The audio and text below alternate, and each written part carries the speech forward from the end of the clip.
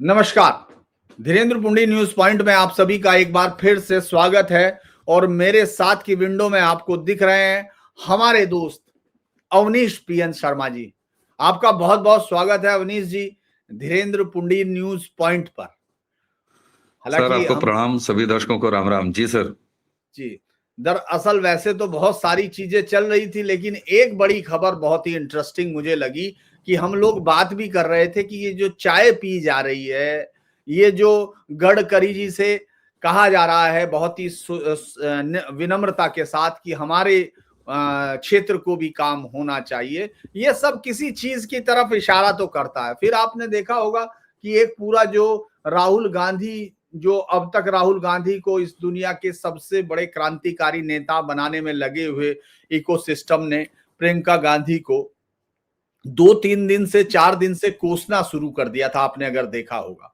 अब एक असली कहानी खुल के सामने आ गई है कि साहेब प्रियंका गांधी को पीएम बनाने की मांग बड़े जोर शोर से अब कार्यकर्ता करने लगे हैं। और इस बात को आपने देखा, कल उनके पति ने बड़ा खुश होके कह दिया। इमरान मसूद के बाद तो अब रॉबर्ट वाड्रा भी ये मानने लगे कि उनकी पत्नी ही पीएम बनने के लायक है। तो इसको क्या है, ये क्या चल रहा है सर? सर सबसे पहले तो रॉबर्ट वाड्रा साहब के फिरोज गांधी के अवतार में आना जो है वो भी भारतीय राजनीति की एक बड़ी घटना मानी जाए। और अब उन्होंने दावा कर दिया है कि जनता जो है उनके हिसाब से जो कांग्रेस के लिए बात करती है वही जनता है। बाकी तो वो 80% की राजनीति करते नहीं, 20% की राजनीति करने वाले घराने से आते हैं। साहब देखिए, ये बात जब हम आज के करीब कुछ महीने पहले अपने वीडियोस पे कहते रहे तो लोगों ने कहा आप खुरापात बोलते हैं और जबरिया की बात है, आपके पास जब कोई कंटेंट नहीं होता तो आप ये एंगल घुसेड़ देते हैं कि साहब ये भाई बहन के बीच में कुछ ठीक नहीं चल रहा है। सर 95 और अभी अगर महाराष्ट्र का निकाय चुनाव कर लें तो 96 हो गया सर। अब तो केवल 4 रन और चाहिए, शतक पूरा हो जाएगा राहुल गांधी का। कब तक कोई बर्दाश्त करेगा सर? और प्रियंका गांधी ने 2-3 चीजें मैं दर्शकों के सामने रखता हूं। वायनाड मिड टर्म जीत के जब प्रियंका आई तो उन्होंने क्या अपने बेटे और बेटी को वायनाड में मंच पर इंट्रोड्यूस नहीं कर दिया? और क्यों किया? क्यों किया?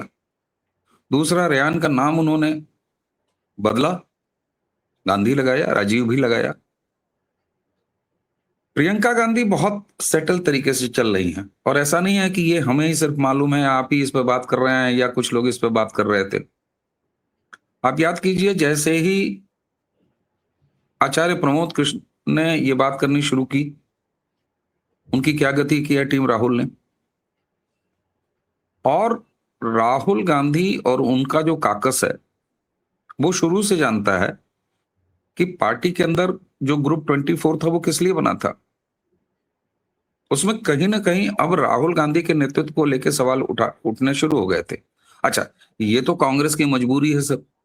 वो चाहे छोटा नेता हो, चाहे बड़ा नेता हो, चाहे नेहरू जी के समय भी काम किया हुआ कोई नेता अगर आज हो तो वो कम से कम 10 जनपद खानदान के बाहर के किसी चेहरे को नहीं सोच सकता, उसके समझ में ही नहीं आएगा।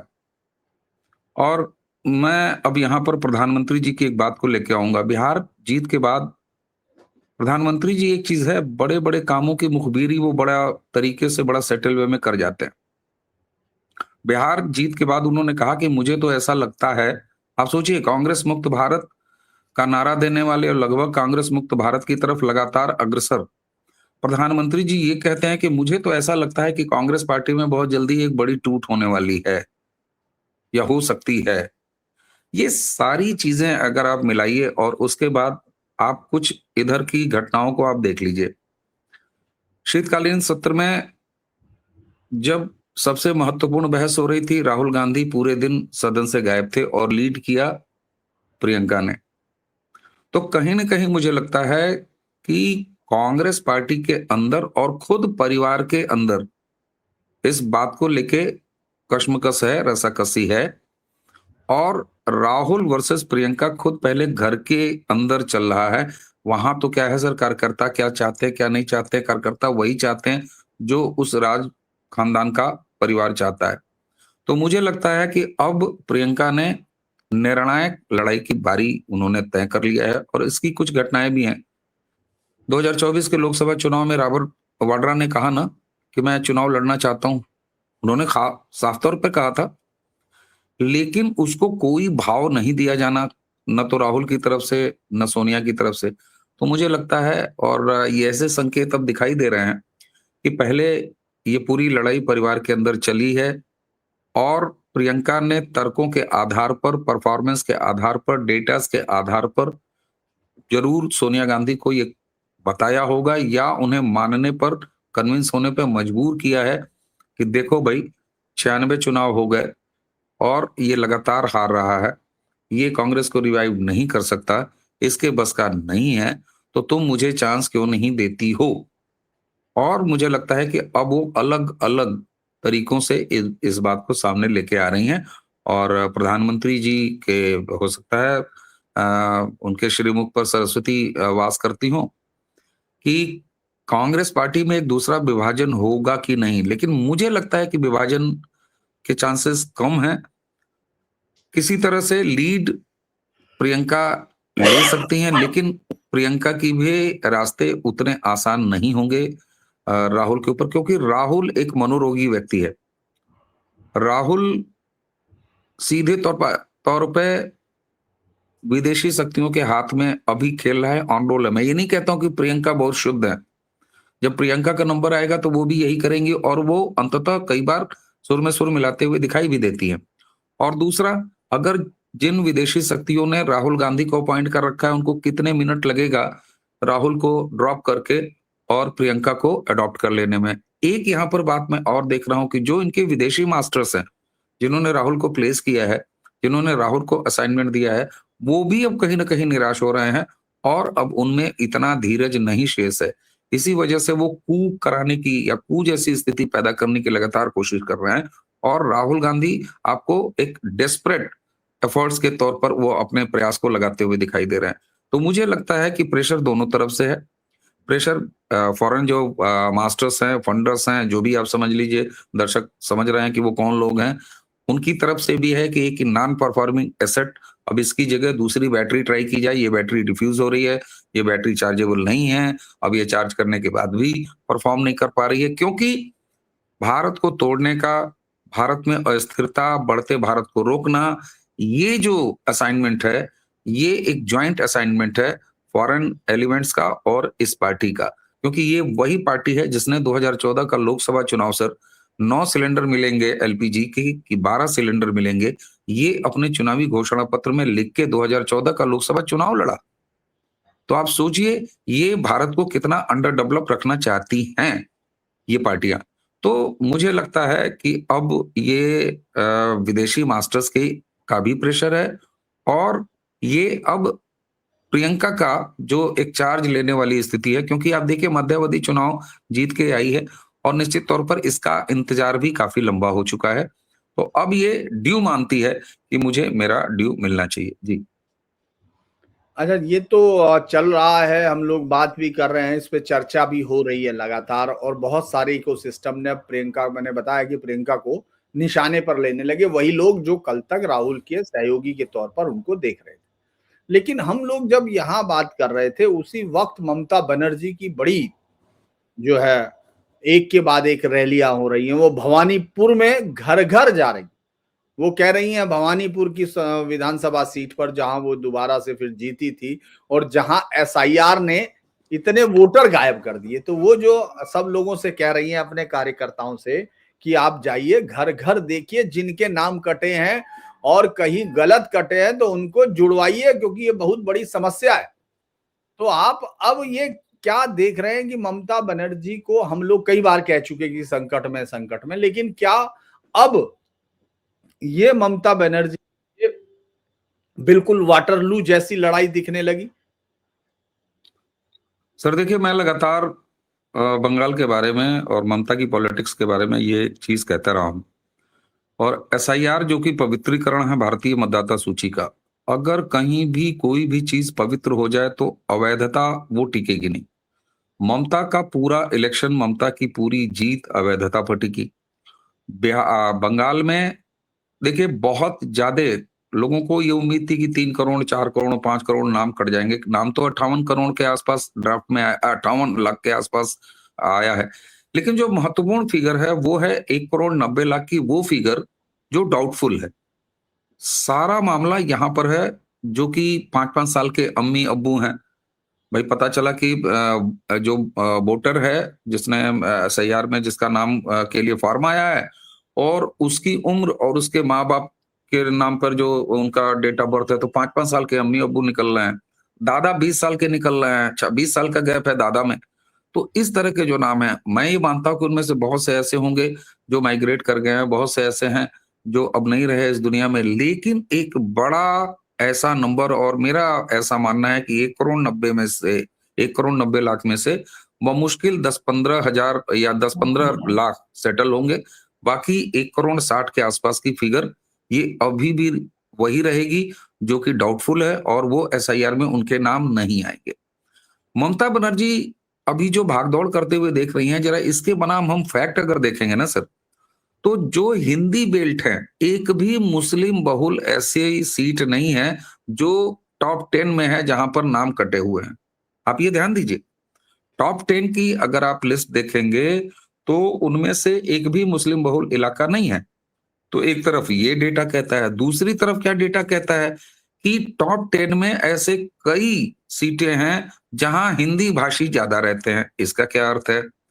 इसका मतलब यह है कि आप ये नहीं कह सकते कि एक तरफा कहीं किसी को नुकसान हो रहा है या एक तरफा किसी को लाभ हो रहा है। एसआईआर का जो मूल उद्देश्य था कि वोटर लिस्ट का पवित्रीकरण हो, शुद्धिकरण हो, वो यही रहा है। अब अगर फिर मेरी पहली बात पे अगर आ जाए कि अगर शुद्धिकरण हो रहा है तो इससे नुकसान किसको होगा? अवैधता को नुकसान होगा। इसका मतलब है कि अगर ममता बनर्जी इस तरीके से परेशान दिख रही हैं तो निश्चित तौर पर ये सारा का सारा अवैधता उनके साथ था और उनको परेशानी का कारण है। अब ऐसे तो कोई कह सकता है कि मुस्लिम बहुल सीटों पर नहीं कटी हैं, टॉप 10 में नहीं है, दूसरी तरफ हिंदी भाषी हैं, तो इसका क्या मतलब मान लिया जाए कि हिंदुओं के वोट कट रहे हैं, भाजपा के वोट कट रहे हैं? नहीं, यही ऐसे ही आप देख लीजिए योगी आदित्यनाथ ने जब कह दिया कि भाई 4 करोड़ नाम कट रहे हैं और उसमें से 95% भाजपाइयों तुम्हारा है। अरे भाई उनका उद्देश्य अपने कार्यकर्ताओं को सहेजना था, मोटिवेट करना था कि अभी भी जो घटे बड़े हों जाके नाम शामिल करा लें। तो मुझे लगता है कि सबसे पहले मैं तो स्वागत करूंगा ममता बनर्जी का कि वो एसआईआर का विरोध कर रही थी और अब उसी एसआईआर के लिए अपने कार्यकर्ताओं को प्रेरणा दे रही हैं कि घर घर जाइए। यही काम अगर ममता बनर्जी ने, यही काम अखिलेश यादव ने, यही काम राहुल गांधी ने अगर पहले दिन से करना शुरू किया होता तो कम से कम उनको भारत थोड़ा बहुत सार्थक तरीके से देखता। लेकिन इससे एक चीज बाई प्रोडक्ट के रूप में निकल रहा है सर, राहुल गांधी का फ्रॉड, वोट चोरी, उससे ममता बनर्जी अलग हो रही हैं। राहुल गांधी के फ्रॉड फिनोमिना, वोट चोरी, अखिलेश यादव अलग हट चुके हैं। उन्होंने अपने कार्यकर्ताओं को उसी तेजी के साथ लगा रखा है कि एसआईआर जाओ कराओ, योगी बाबा समय बढ़वा रहे हैं, तुम भी फटाफट जाके अपने एसआईआर पे कराओ। ममता बनर्जी अवैधता के साथ ये चुनाव नहीं लड़ने जा रही हैं तो अपने आप रिजल्ट निश्चित हो जाता है और ये हकीकत ममता बनर्जी को खुद आ गया है। और इसमें सबसे बड़ी जोर, सबसे बड़ा, एक तो एसआईआर में मतदाता सूची का शुद्धिकरण और दूसरा जो वहां का बंगाली समुदाय है, बंगाली हिंदू है, बंगाली बहुसंख्यक है, उसके अंदर एक भरोसा और एक विश्वास आ गया है कि अब रिजल्ट के बाद यहाँ पर खून खच्चर नहीं कर पाएंगी ममता। डर में लोगों की कमी आई है और उसका नतीजा होगा कि वो बढ़ चढ़ के आगे वोट डालेंगे। क्यों? क्योंकि उनके नाम के फर्जी वोट डालने वाले, उन्हें डराने धमकाने वाले, अपनी भीड़ दिखा के और जनतंत्र पर कब्जा करने वालों की संख्या में एसआईआर के बाद निश्चित तौर पर भारी कमी आई है। और ये माइग्रेंट्स का, ये जो अवैध घुसपैठिए थे, उनका भागना, उसने जो है वो मोरल डाउन किया है, वहां के अवैधता को संरक्षण दे रहे, भले ही वो यहाँ के वोटर हों, उनका भी। तो स्थिति बदली है, डर के माहौल में कमी है और प्रधानमंत्री का हुंकार भरना बंगाल इलेक्शन के लिए, और इतनी जल्दी से उन्होंने वहां पर एंट्री मार भी दिया है। चुनावी जनसभाएं भी शुरू हो गई हैं, ग्राउंड पर भी जो भाजपा है, बंगाल की यूनिट, वो भी एक्टिव है। लेकिन एक शिकायत मेरे पास अपने निजी सूत्रों से आती है कि भारतीय जनता पार्टी बंगाल में अब तक एक गलती करती रही है जिसका जिक्र मैं जरूर कर देना चाहूंगा। अगर कहीं तक ये वीडियो पहुंचे तो हो सकता है कोई इस पे सुन ले। बंगाल में एक मानसिकता है भद्रलोक की सर, जिसकी सत्ता आती है वो सड़क के वहां चले जाते हैं। ये एक मेजर चंक है जिसने ये दिखाया कि ये वही भद्रलोक था जो 3 दशकों तक जब लेफ्ट की सत्ता थी तो उसके साथ खाता था, पीता था, उसका अपने आप को वोटर कहलाता था, उसके लिए फील्डिंग करता था। जैसे ही वो पूरा का पूरा काडर अपने साथ लिया ममता बनर्जी ने, ये फिर उठ के यहाँ भाग आता है। पिछले इलेक्शंस में भी ये देखा गया है कि इसने भाजपा में भी इंक्रोच किया है। इससे कैसे पार पाएगी बीजेपी बंगाल यूनिट, ये निश्चित तौर पर देखना पड़ेगा, क्योंकि इससे जो है वो जो आपका काडर है, आपका मतदाता है, जो आपके सेंटिमेंट को अपने सेंटिमेंट से आपको जोड़ता है, वो कहीं ना कहीं से दुखी होता है और उसको लगता है यार ये तो वही समोसे हैं जो हर वेंडर लेके बेच रहा है एक ही ट्रेन पर, बाद में जाके सारा पता चलता है कि एक ही मेन वेंडर का समोसा है। तो ये बंगाल का एक अजीब चरित्र है और खास तौर से ये भद्रलोक का चरित्र है जो अपने आप को भद्रलोक कहलाता है। तो इस धूर्त और शातिर जो बंगाली समाज का एक वोटर वर्ग है, उससे कैसे पार पाएगी भाजपा? क्योंकि एक ये भी बात है कि इनके बिना बड़ा दिक्कत भी होती है, क्योंकि ये माहौल बड़ा तेज यही बनाते हैं। ये पैनलों पे बैठ के ये चार्ट सोशल स्टेटस रेल के और 5 जगह वीडियो में आके काव काव करके, तो इनसे क्या, और ये पैरासाइट है सर, ये बंगाली समाज इसको आगे चल के इसका कोई निदान खोज सके तो अलग बात है। अदरवाइज ये एक ऐसा तत्व है, एक ऐसा पॉइंट है जिसको कि हैंडल करना होगा, जो इतना आसान भी नहीं है इनसे पीछा छुड़ाना।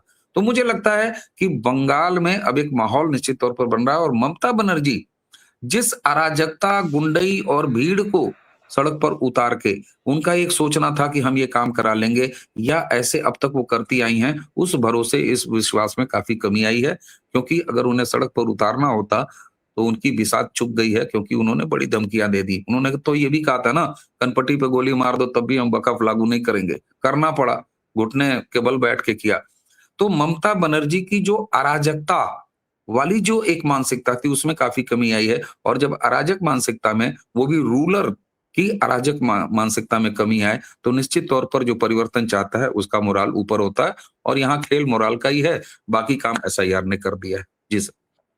एक और बड़ा खेल जो वहां समझ में आया, चूंकि हम लोग लगातार नजर बनाए हुए हैं कि पिछली बार इंडियन सेकुलर फ्रंट यानी फुरफुरा शरीफ वाला वो मौलाना इतना घूमा, जगह जगह घूमा और एक विधायक उसने जिता भी लिया। कांग्रेस तो 0 पे रही, लेफ्ट भी 0 पे रहा, गठबंधन से वो एक विधायक ले आया था। उसी तरह से हुमायूं कबीर उसने 8 जगह पे खड़े कर दिए।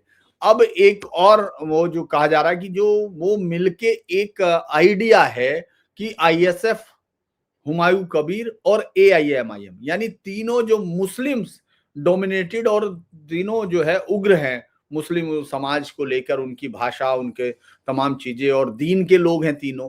तो आपको लगता है कि ये ममता बनर्जी के खिलाफ ये गठबंधन अगर काम करता है तो मालदा मुर्शिदाबाद में तो भले ही भाई बीजेपी नहीं जीतेगी, जहां कलिया चकिया उन कॉन्स्टेंसी पे तो नहीं जीत सकती क्योंकि वहां तो है 70% मुस्लिम एरिया है, तो वो जिनको वोट देना वही जीतेंगे, भले ही वो इधर तय कर ले या उधर तय कर ले। अभी तक वो ममता बनर्जी के साथ थे पूरा होल हार्टेडली।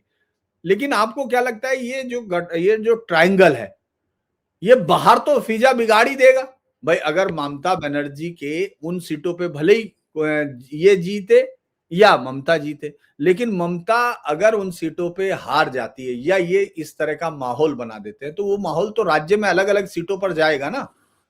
सर वहां देखिए, क्या जी इसको तमाशे से ज्यादा मत मानिए, क्योंकि बंगाल का मुसलमान का थोड़ा ज्यादा, क्योंकि वहां पर वो अभी भी बंगाल के संसाधनों पर पहला हक मुसलमानों का, जो 14 से पहले देश भर के लिए कहा जाता था पीएमओ से, तो अभी भी उसका स्टेटस बंगाल में वही मौजूद है, बना हुआ है उसका स्टेटस। इसलिए इन तमाशों में वो वोटिंग के लिए नहीं जाएगा। मैं आज भी आपको बताऊं, अधिसंख्य मुसलमान अब भी ममता बनर्जी को ही, दीदी को ही वोट करेगा, क्योंकि उसका एकमात्र ध्येय ये है कि भाजपा को कैसे बंगाल में सत्ता में आने से रोका जाए। इसके अलावा उसके पास और कोई ध्येय नहीं है, और उसने अपने हाथ जला लिए हैं। वो पैन इंडिया में देख रहा है 2014 से कि नरेंद्र मोदी और नरेंद्र मोदी की राजनीति ने यहां तक कि 25 करोड़ आबादी वाले उत्तर प्रदेश में योगी और मोदी के कंबाइंड पॉलिटिक्स ने मुस्लिम वोट बैंक नाम की चीज को न्यूट्रलाइज कर दिया है। न चाहते हुए भी, उनके लाख कोशिशों के बावजूद भी 5 बार दिन में 5 बार की बजाय जो है 15 बार नमाज पढ़ने के बावजूद भी सत्ता में आने से रोक नहीं रहे हैं। तो बंगाल में और वेस्ट बंगाल का मुसलमान ये भी जानता है कि हमने कितनी अवैधता कर रखी है, हमने कहां-कहां खेल क्या-क्या बिगाड़ रखा है, जो कि तृणमूल की ममता दीदी की सत्ता की उस भूरी, काली और गंदी चादर के नीचे जो है वो छुपा तो रखा ही है कम से कम। आपने देखा, हालांकि मुझे ये कहना नहीं चाहिए, एक मौलाना ने शादी का प्रपोजल तक भेज दिया है ममता बनर्जी को। आप सोचिए, वो ये कह रहा है बंगाली में कि तुमने हमारे वहां पर मुसलमानों को बड़े अच्छे तरीके से रखा है, तुम बहुत भाल मानुस हो, जो भी हो। और आप सोचिए जरा, ये स्थिति है ममता बनर्जी की। और कल रात से मैं देख रहा हूँ, आज सुबह उठा तो मैंने, मेरी नजर गई, लोग कह रहे हैं कि भैया, लोग मतलब आप जानते ही हैं आजकल तो सोशल मीडिया भाई अभिव्यक्ति की स्वतंत्रता का प्लेटफॉर्म है। तरह तरह के फोटो और एआई जनरेटेड चीजें चलाई जा रही हैं। तो आप सोचिए कि कितनी उम्मीद है, और वो जानता है कि हमारी सारी अवैधता को बड़े लाड़ और प्यार से छुपा के रखा है। इसलिए चाहे वो हुमायूं कबीर हो और चाहे ओवैसी हो, चाहे मुसलमान ये माने कि कल को ये इन्हीं के पास आ जाएंगे, लेकिन फिर भी कहीं भी वो मैसेजिंग में ना ये कमी छोड़ेगा, न ये गुंजाइश वो छोड़ेगा कि दीदी कहीं से उसके एक भी वोट से वो दिक्कत में आए। वैसे भी आपकी थ्योरी जो कह रही है, अंततः अगर मान लीजिए 1-2-4 सीट पर जैसे सीमांचल में ओवैसी ने यहाँ कुछ कर लिया और सरकार बन गई होती, तो ओवैसी आज किसके साथ होते, उनके विधायक किसके साथ होते, वो सबको पता है कि भाई वो दूसरी के साथ ही होते। हो सकता है इस बार फिर अपने विधायकों को छोड़ दें कि छोड़ देते कि चले जाओ भाई तुम सारे लोग। लेकिन अब तो ना इधर के रहे ना उधर के रहे, ना खुदाई मिला ना विसाले शर्म, तो टहलेंगे उसी विधानसभा में, हल्ला गुल्ला मचाएंगे। कम से कम ओवैसी को अब ये निश्चितता रहेगी कि उसके विधायक जो है इस पूरे विधानसभा में उन्हीं की पार्टी में रहेंगे, क्योंकि अगर सामने सत्ता नहीं है तो वो कहीं और जाएंगे नहीं ओवैसी को छोड़ के।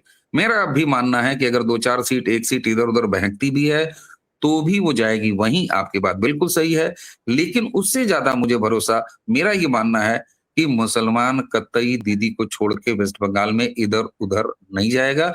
ये मस्जिदों से इनके संदेश टाइट हो जाते हैं, वो कहीं 1% भी रिस्क नहीं लेना चाहेगा, अपनी पूरी कुवत लगा देगा कि दीदी की सत्ता न जाए, क्योंकि दीदी की सत्ता वाली चादर हटते ही उसका क्या होगा, क्योंकि सारी अवैधता उसने करके भर रखी है, वो सारे फोड़े, सारे मवाद, सारा कुछ बाहर आ जाएगा। और कम से कम जिस साजिश में वो आज सफल रहा है, उस साजिश में 40-50 साल वो पीछे चला जाएगा। इसलिए मुझे नहीं लगता है कि इससे ममता बनर्जी को कोई भारी मुस्लिम वोटों का कहीं से कोई नुकसान। दरअसल मैं इसलिए सवाल को इसलिए भी पूछ रहा था कि ममता, अभी तक योगी आदित्यनाथ बंगाल जाएंगे नहीं चुनाव में या नहीं, वो तो अभी तय नहीं हुआ, क्योंकि जाएंगे तो जरूर, लेकिन कितनी बड़ी संख्या होगी, कितनी मतलब उनकी रैलियों की कितने जगह तय किया जाएगा। क्योंकि पिछली बार तो मैं उनको बहुत सारी 10 से मतलब ज्यादा सभाएं थी, उन्होंने अलग अलग जगह पर की, वो चाहे कोलकाता में हो, बलरामपुर में हो या नंदीग्राम में हो, सब जगह वो पहुंचे थे। लेकिन कल का आपने देखा जो भाषण था, जो वो जिस तरह से योगी आदित्यनाथ सदन में पूरे तमाम लोगों को संबोधित कर रहे थे, वो मुझे लगता है बंगाल की राजनीति के लिए भी वो तैयारी कर रहे थे कि बंगाल में जब वो जाएं तो उनका मैसेज पहले चला जाए। आप क्या देख रहे हैं कि बंगाल में इस तरह के मैसेज कितना काम करेंगे, क्योंकि योगी आदित्यनाथ ने उसी जगह चोट की जहां सबसे ज्यादा सेकुलर लॉबी को दर्द होता है, यानी वो दीपू दास के मरने की। दलित, याद कीजिए, दलित दीपू दास, उन्होंने बार बार याद दिलाया कि तुम्हारे मुंह से दही जमी हुई है, वरना विपक्ष इस पर एक प्रस्ताव लाता और वहां से पास किया जाता। तो ये भी एक बंगाल के चुनाव में, मतलब ममता बनर्जी को न सिर्फ मोदी से निपटना है, बल्कि योगी आदित्यनाथ के उस, जो वो जब चाहते हैं तो सनातन के लोगों को एक जगह खड़े कर देने की, कम से कम तो बाकी सब नेताओं से तो ज्यादा उनके पास कुव्वत है। आपको लगता है उसका भी असर है? कल के बयान को अगर आप इसके साथ जोड़ के देखें, बांग्लादेश के दलित हिंदू की हत्या, और उस पर सेकुलर लॉबी का चुप होना, उस पे अभी तक तो मैंने देखा नहीं, आपने देखा या नहीं मुझे मालूम नहीं। ममता बनर्जी का कोई ट्वीट आपने देखा है क्या दीपू दास की उस नहीं, पर? नहीं तो साहब, ममता बनर्जी का कोई ट्वीट मैंने नहीं देखा, और मैंने विपक्ष के किसी का और भी नहीं देखा, सिवाय बहुजन समाज पार्टी की बहन मायावती जी का। बहन जी, मायावती तो जी का इस एक विस्तृत और लंबा पोस्ट आया है, जिसको मैंने रिट्वीट भी किया है और अपनी फॉरवर्डिंग के साथ रिट्वीट किया है। मैं ये तो कहता हूं कि अगर विपक्ष में रहते हुए किसी की राष्ट्रवादी राजनीति का अगर कोई अकेला चेहरा वर्तमान भारतीय राजनीति में देखना हो, तो उसे बहन मायावती को देखना चाहिए और उनके एक्टिविटीज को देखना चाहिए, उनके बयानों को देखना चाहिए, और सिर्फ जबानी जमा खर्च नहीं, उनके ग्राउंड पर किए गए एक्शंस को भी देखना चाहिए। कभी भी उन्हें भारतीय समाज में जहर बोने जैसी कोई चीज न खुद की, न वो अपने नेताओं को करने देती हैं। कभी उन्होंने न भारतीय सेना पर कोई सवाल उठाए, इस तरह के जिस तरह के अपमानजनक चीजें होती हैं राष्ट्रीय राजनीति में, राष्ट्र के विषयों पर वो हमेशा सरकार के साथ रही हैं। अपने पार्टी की एक अलग लाइन है, उनकी अपनी राजनीति है, उसका वो ध्यान रखती हैं। इसलिए इस दलित हिंदू भाई जो बांग्लादेश में जिसकी क्रूर हत्या हुई है, अकेली मैंने मायावती जी का ट्वीट देखा है, सत्ता के अलावा, जो सत्ता पक्ष के लोग हैं उनके अलावा। विपक्ष की अगर मैं बात करूं, उल्टा मैंने दिग्विजय सिंह को जरूर सुना कि वो क्या कह रहा है। वो ये यहाँ के हिंदुओं को और यहाँ के भारत की सरकार को दोषी मानता है। वहीं राशिद अल्वी को भी मैंने देखा, जो कि दिग्विजय के बयान का समर्थन करता है। रही बात सर योगी आदित्यनाथ ने जो कुछ भी कहा, आप ये देखें, बंगाल में एक बंगाली प्राइड है, जिसको बांग्लादेश भी ओन करता है, भले उसका मामला मुसलमानियत का हो, वो वेस्ट बंगाल भी ओन करता है। और इस जो एक आवरण है ये बंगाली प्राइड का, बंगाली आइडेंटिटी का, इसके पीछे कई बार जो है वहां की जो सनातन आइडेंटिटी है उसको भी पीछे कर दिया और इस पर बंगाली आइडेंटिटी हावी कर दिया। ये एक बड़ा फर्जी नैरेटिव है जिसको एस्टेब्लिश किया गया है over the period of time में, और जिसका सबसे ज्यादा नुकसान, क्योंकि मुसलमान का तो फंडा क्लियर है, उसका मजहब आगे है और उसके मजहब के बाद कुछ एक्स वाई जेड है। वो अलग बात है कि वो जबानी जमा खर्च किसी चीज के लिए भी कर देता है, वो बंगाली बोलता जरूर है, लेकिन क्या वो कलमा बंगाली में तर्जुमा करके पढ़ता है? कोई जरा मुझे बता दो। नहीं पढ़ता है। वो उसे अपना मामला पता है। लेकिन हिंदुओं में, सनातनियों में, बंगाल के समाज के, निश्चित तौर पर ये बात दूसरे नंबर पर धकेल दी गई और धकेलने में सफलता मिल गई। ये काम लेफ्ट ने लगातार किया, उससे पहले कांग्रेस करती रही, फिर ममता बनर्जी का तो अपना कुछ है नहीं, उन्होंने बिल्कुल लेफ्ट का वही फार्मूला अपने पास ले आई हैं। तो सवाल ये होता है कि योगी आदित्यनाथ ने जो ये याद कराया है, मैं कहता हूँ वो बंगाली के 4-5 वीडियो जिसमें उस दलित जो हमारा हिंदू भाई है, उसकी बर्बर जो कृत्य है, मैं तो अब भी सिहर उठता हूँ जब वो वीडियो मुझे ध्यान आता है। मैं पूरा देखा नहीं, मैं टुकड़े-टुकड़े में मैंने देखा ज़रूर। लेकिन उसके बाद 3-4 वीडियो और आए, उसमें बंगाली ऑडियो हैं। क्या वो सारे वीडियो पूरे वेस्ट बंगाल के मोबाइलों में नहीं पहुँचे हैं? पहुँचे हैं सर। ये असर ऑलरेडी वहां पर है। केवल योगी आदित्यनाथ ने उसे अपना स्वर दिया है और अपना मजबूत स्वर दिया है। ये काम प्रधानमंत्री नहीं कर सकते। क्यों? क्योंकि उनकी एक संवैधानिक मर्यादा है, एक उनकी दूसरे तरह की बाध्यता है। मैं ये नहीं कह रहा हूं कि प्रधानमंत्री को जो है चुप रह जाएंगे। नहीं चुप रहे हैं, ऐसा नहीं है। लेकिन फिर भी योगी आदित्यनाथ ने जहां पर पिन किया है, और योगी आदित्यनाथ जी जब इस तरह की बात बोलते हैं, तो वो किसी एक भाजपा के नेता मात्र का बयान नहीं होता, एक मुख्यमंत्री मात्र का बयान नहीं होता, एक धर्मगुरु, एक पीठाधीश्वर का बयान होता है। और जो अपनी इतने कड़े और क्लियर थॉट के लिए जाना जाता है, जो ये कहता है गजवाए हिंद करोगे तो जहन्नुम का टिकट रसीद करा देंगे, जो ये कहता है कि अगर कोई मौलाना यहाँ पर गड़बड़ी करेगा तो उसको हम दुरुस्त कर देंगे, और केवल कहते नहीं है बल्कि दुरुस्त करके दिखाते हैं। तो निश्चित तौर पर आप सोचिए, जब त्रिपुरा में योगी आदित्यनाथ जी का इतना असर हो सकता है, जब भाग्यनगर में योगी आदित्यनाथ जी का इतना असर हो सकता है, बिहार में अभी मौजूदा चुनाव में हम लोगों ने देखा। क्यों? क्योंकि योगी टीम मोदी के एक ज्वाइंट चेहरे के तौर पर देखे जाते हैं, और यहाँ पर वो ये एहसास कराते हैं कि राज्यों में अगर डबल इंजन की सरकार आ गई तो फिर स्थितियों में कितना परिवर्तन हो सकता है। ये बंगाल भी और बंगाल का वोटर भी बड़े आराम से देखेगा। और निश्चित तौर पर प्रधानमंत्री ने शुरुआत कर दी है, योगी जी जब जाएंगे, कुल मिला के ममता बनर्जी, न जाने, मैं भविष्यवाणियां नहीं करना चाहता, बचता हूं सर। लेकिन न जाने क्यों ईश्वर मुझसे लगातार अब बुलवा रहा है कि संभवतः ममता बनर्जी के राजनीति का ये अंत काल है और ये उनके जीवन का अंतिम चुनाव होगा। सर आप धन्यवाद अवनीश जी, आप जुड़े और हम लोगों ने बंगाल से लेकर प्रियंका गांधी तक चर्चा की और मुझे लगता है प्रियंका, मायावती और ममता, इन सब के बीच का एक अंतर हम लोगों ने यहाँ देखा, दर्शकों ने देखा।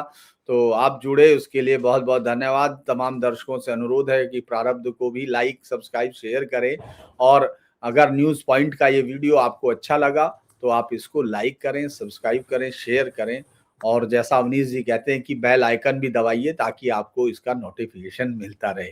तो नमस्कार एक बार फिर से अवनीश जी, बहुत बहुत धन्यवाद सर। धन्यवाद आपसे। नमस्कार। Thank you sir. जय जय श्री राम।